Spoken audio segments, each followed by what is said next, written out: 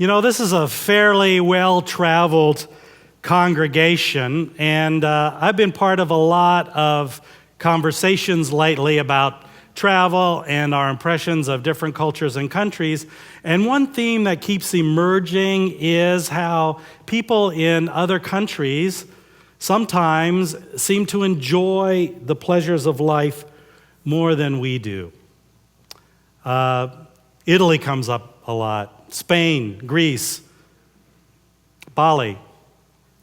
Now, the foreign country that I spend the most time in, actually it was Canada, but was Mexico.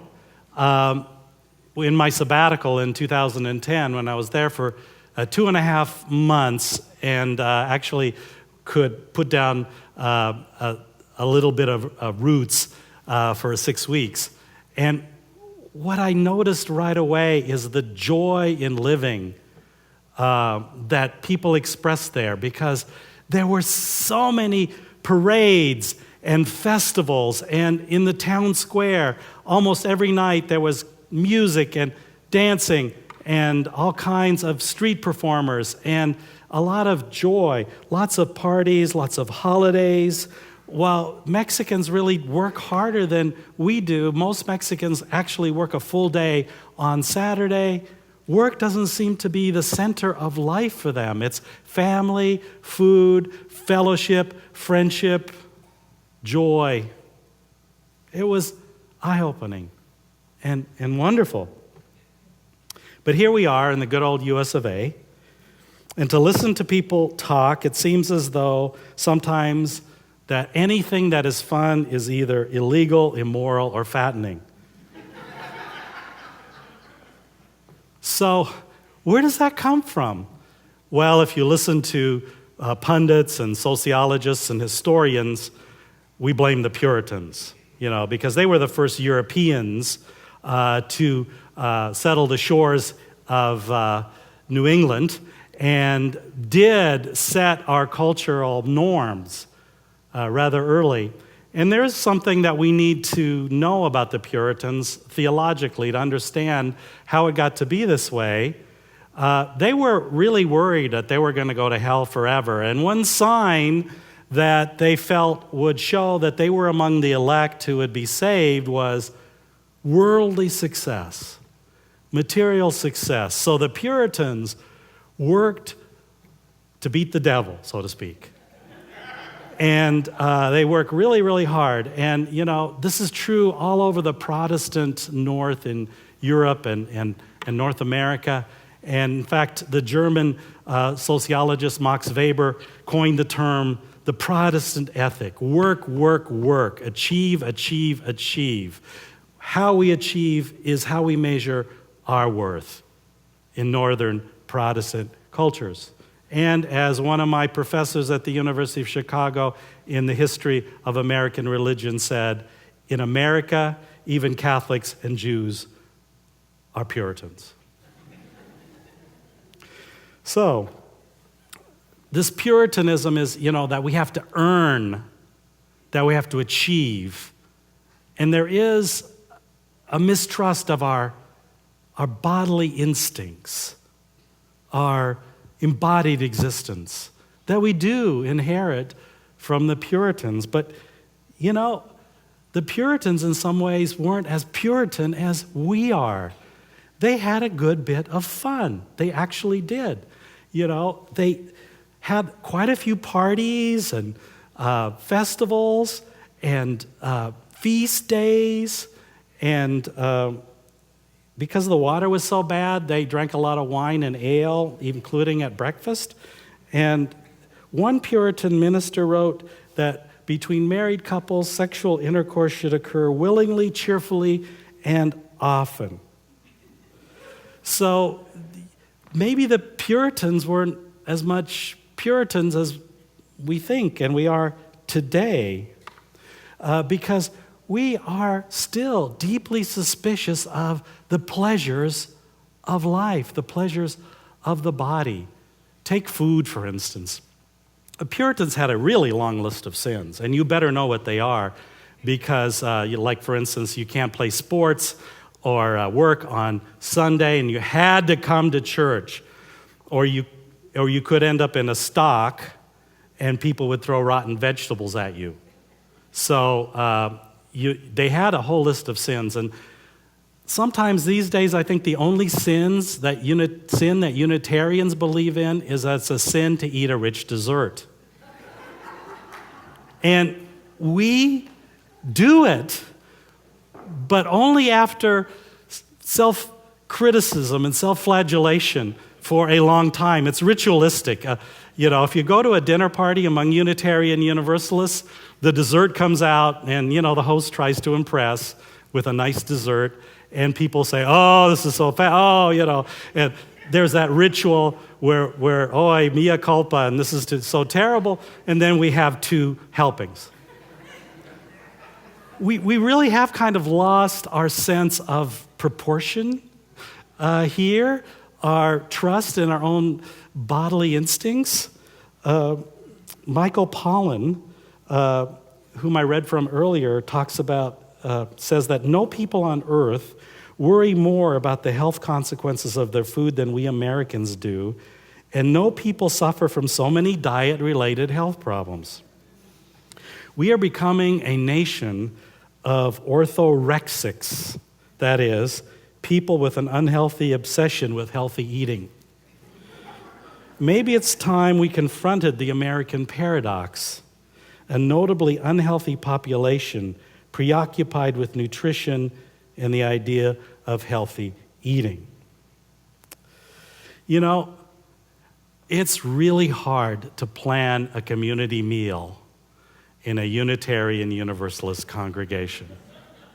Now, I really do honor those who have made a commitment to the well-being of animals, who are vegetarians and vegans. Some of my best friends are vegetarians and vegans.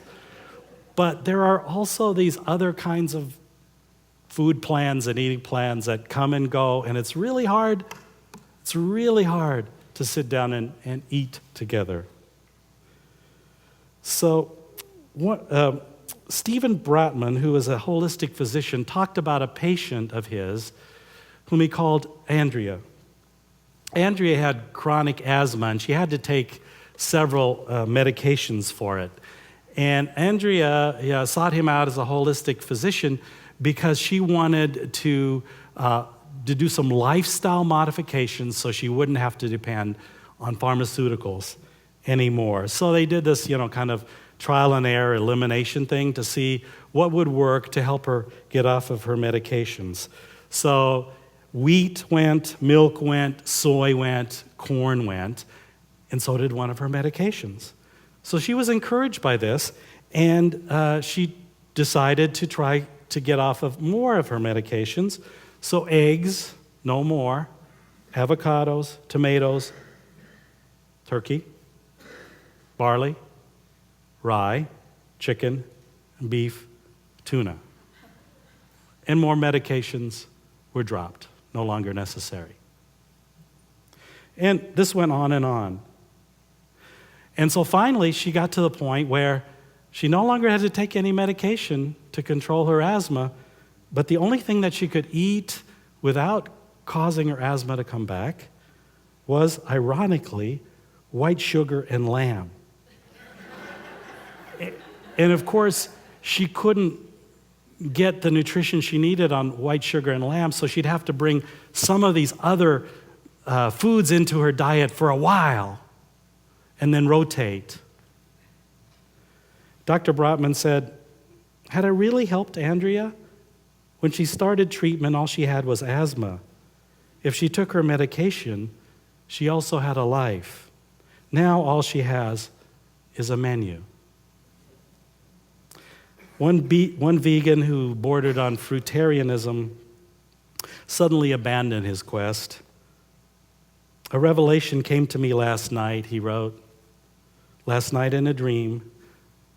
Rather than eat sprouts alone, it would be better to share pizza with friends." We don't respect food. That's really a big part of it.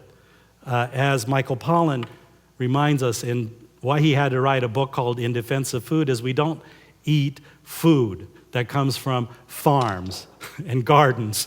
We eat manufactured food-like substances that come from factories.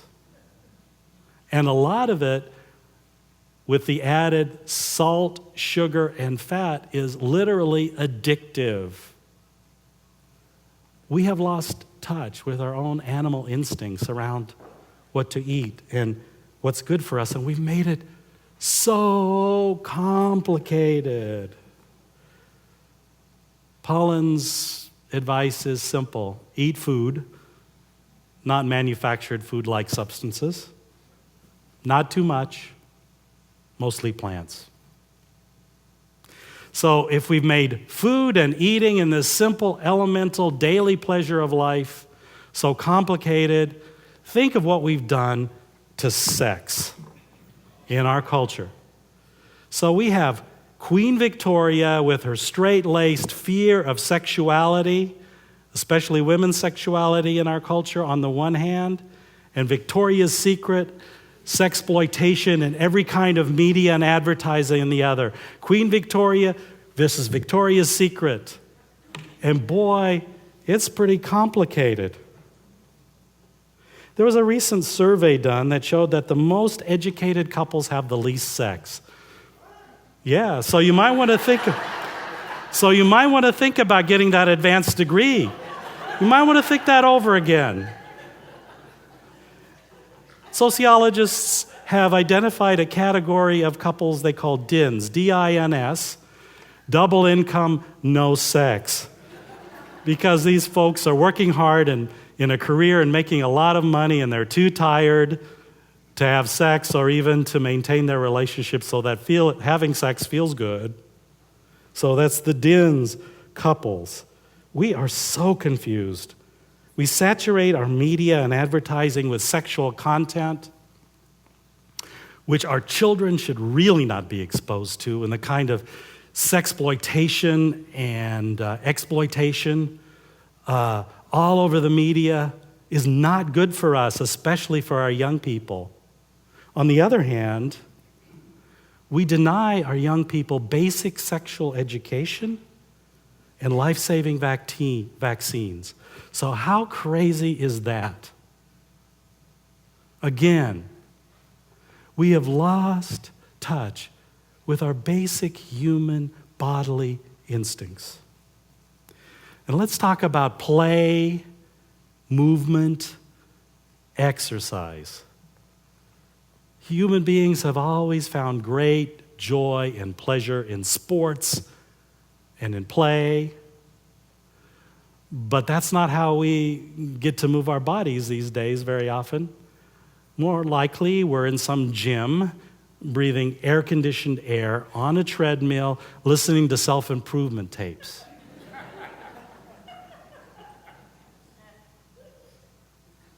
How crazy is that? And work. There's joy in work. Some people are lucky enough to do work that they truly feel called to. Other people feel satisfaction in having work that they know contributes to the well-being of the world and keeps their families supplied and safe. And the fact is that very recent surveys have shown that most people who work hate their jobs because of the way our capitalist economy forces people to be commodities at the job. In order to if we're lucky enough to have a job, in order to take time for the simple pleasures of life, it takes a countercultural intention. Because we lead such complicated lives with no time for simple pleasures like partners and families and friends and good food lovingly prepared, good company, and good conversation. I wouldn't brag about how much you work. It's not flattering. And you know what? Speaking of sins, maybe our fear of pleasure is actually a sin, at least according to one Jewish tradition.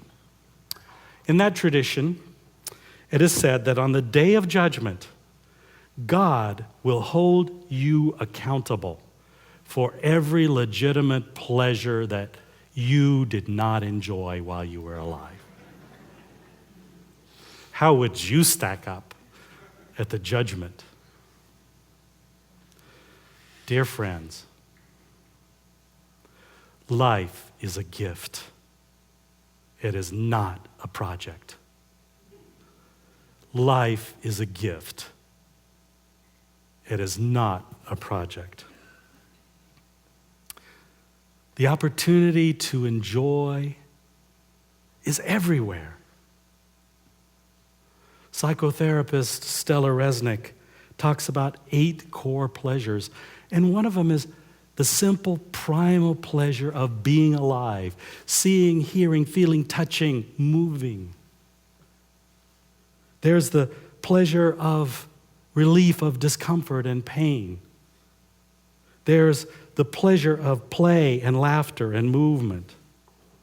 There are mental pleasures, interacting with new ideas, concepts, and views of the world. There are emotional pleasures, good conversation, interacting with music, drama, the visual arts, film. There are sensual pleasures, eating, sex, sexual pleasures, and let's not forget spiritual pleasures, because if we choose to make the center of our life simply having pleasurable sensations, hedonism, that is not the way to happiness. One very important spiritual pleasure is the pleasure of unselfish giving and service to others. So I'm making an argument to you today that enjoying life is a spiritual obligation. Enjoying pleasure and making time for it is a spiritual obligation. Pleasure is good for you. So you use like little quizzes, So I'm going to give you one. And I want you to take it with a light heart and not use it as an excuse to condemn yourself. So, first question, do you feel that doing unpleasant work helps you build character?